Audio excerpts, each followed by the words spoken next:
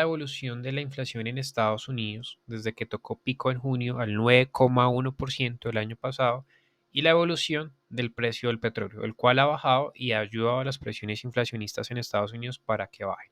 Entonces, la primera razón de por qué el petróleo ha bajado.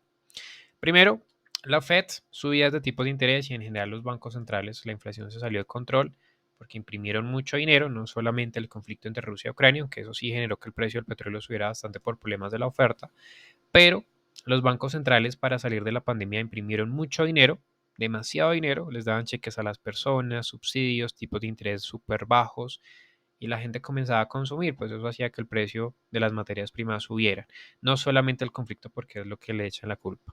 Entonces, esa es la primera razón de por qué el petróleo subió, pero ahora encontremos la razón de por qué bajó.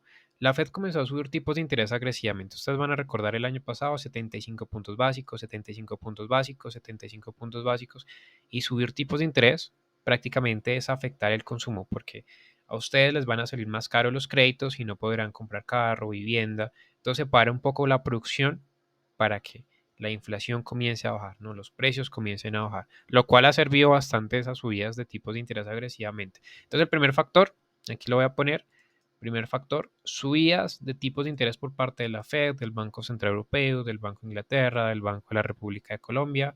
Y la otra razón que ayudó bastante a que el precio del petróleo bajara fue China.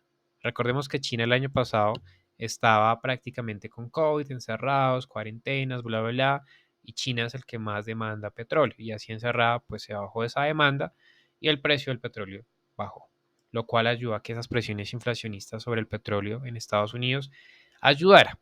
Entonces, si la inflación baja, lo que encontramos es que después la Fed, después de haber subido 75 puntos básicos, bajó el ritmo de subidas a 50 puntos básicos y después a 25 puntos básicos. Desde ahí, ustedes van a recordar más o menos como en noviembre, octubre, la bolsa comenzó a subir bastante porque tenían esa expectativa de que la Fed ya estaba dejando la agresividad y la bolsa comenzó a subir. Ahí comenzó el rally alcista y las criptomonedas también, aunque las criptomonedas se vieron opacadas en noviembre por lo de FTX, ¿no?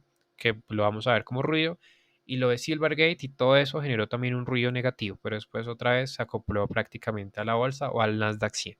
Entonces, si vemos la evolución del precio del petróleo, aquí encontramos que en marzo la inflación nos sorprendió. 5%, Dios mío. Eso, y lo dijimos de pronto en marzo. La gente quería vender criptomonedas y oro porque estaba subiendo. Yo les dije, ustedes recuerdan en el canal de Telegram, dijimos, si van a irse en contra de una tendencia, ¿cierto? Si el precio está subiendo y ustedes quieren buscar ventas, que es normalmente lo que quiere hacer la gente, ustedes deben buscar un argumento muy fuerte.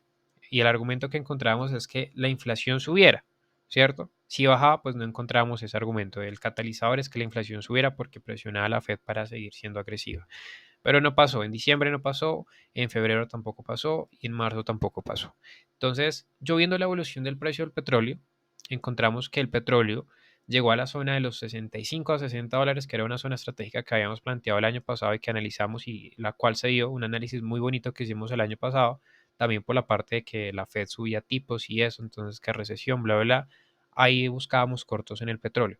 Pero ahora, aquí observamos que en el mes de marzo, la recuperación desde este mínimo, mes de marzo, hasta el precio actual ahorita, ha sido casi un 30%.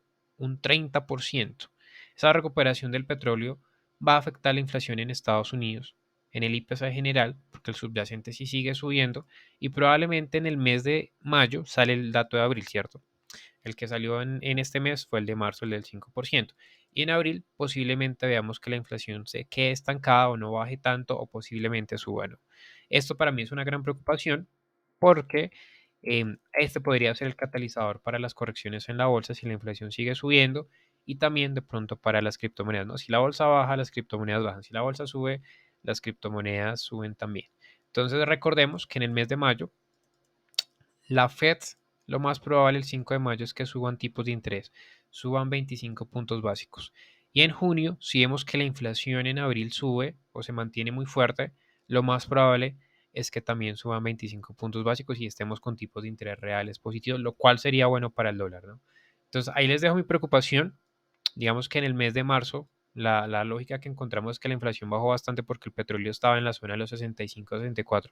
Pero ahora con una recuperación casi de un 30% va a generar presiones inflacionistas y también posiblemente en estas fechas presiones para la Fed. Que si genera esas presiones pues sería bueno para el dólar estadounidense. Después de esa gran debilidad. O sea, cuando la inflación baja, menor presión en la Fed y por eso sube la bolsa, suben las criptomonedas, sube cualquier cosa de riesgo y por eso hay que estar pendientes del dato en abril, por si puede ser el catalizador y posiblemente pueda que se dé con este argumento de que el petróleo está subiendo, ¿no? Ahora vamos a analizar el oro. El oro es un activo que me parece muy interesante. Creo que JP Morgan decía que el dinero fiat prácticamente no es que sea dinero, es pura deuda, ¿no? Es pura deuda, pero el oro sí es dinero real. Entonces, ¿qué me parece interesante en el oro? Compras, ¿no? La tendencia claramente es alcista. Con una metodología muy simple. Veníamos de una estructura bajista, ¿cierto? Porque la Fed estaba siendo agresiva el año pasado con los tipos de interés, esto opacó el oro bastante. Ya después, cuando la inflación comenzó a bajar y la Fed comenzó a bajar el ritmo de subidas, el oro se disparó bastante. Y aquí encontramos algo interesante, encontramos un impulso, ¿no? Después de ese rompimiento estructural bajista. ¿Qué hace el oro? Un impulso y después una corrección. Un impulso fuerte y después una corrección y la misma dinámica está pasando ahorita, ¿no? Un impulso y posiblemente veamos una corrección, digamos que fue casi de la misma fuerza ese impulso que se dio. Y me parecería, yo creo que muy bonito, pues no bonito, ¿no? Porque yo creo que la gran mayoría está buscando compras ahorita en el oro. Pero me parecería interesante que hubiera una corrección para uno entrarse en la tendencia. Una corrección un poco más fuerte. Digamos que ese es el primer impulso, se da la corrección y vean ustedes que es casi con la misma fuerza, ¿no? Es casi con la misma fuerza ese segundo impulso. Entonces, posiblemente, si la Fed encontramos que en mayo se reúne el 5 y bla, bla, bla y sube tipo de interés, posiblemente podríamos ver una corrección en el oro hasta esta zona. ¿Por qué esta zona? Porque sería prácticamente una corrección muy parecida al anterior impulso del primero y porque nos uniríamos, y esta es la parte que me gusta, prácticamente con esta zona acá. Vamos a ver, vamos a quitar esto. Aquí tuvo un impulso, vamos a medir este impulso y lo vamos a poner de otro color. Fue de aquí hasta acá.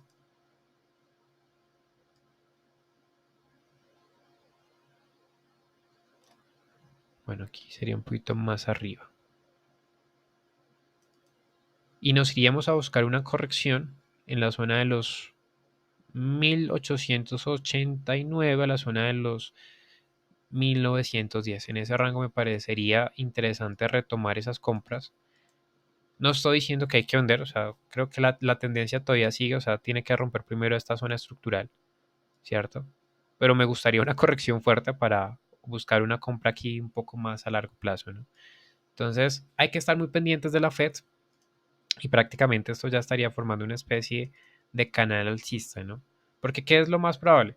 Que entremos en recesión y la Fed le toque bajar tipos de interés, ¿cierto? Cuando la inflación esté supuestamente controlada, porque ellos buscan el 2% y está en el 5%, pues todavía les queda un buen trabajo por hacer y el mercado ya espera que suba, que bajen tipos. Para que bajen tipos tendría que pasar dos cosas, que los bancos sigan quebrándose o que generen un dato muy negativo que uno diga, fue puta, qué recesión tan berraca. Y por el momento el mercado laboral está bien, ¿cierto? Ustedes vieron la tasa de desempleo que bajó en el último dato.